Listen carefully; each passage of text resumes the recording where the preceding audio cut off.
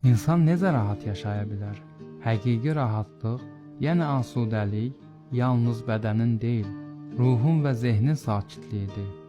Bədən rahatlığı düzgün qidalanma və idmanla əldə olunsa da, insanların əsl axtardığı dinclik daxili aramlıqdır.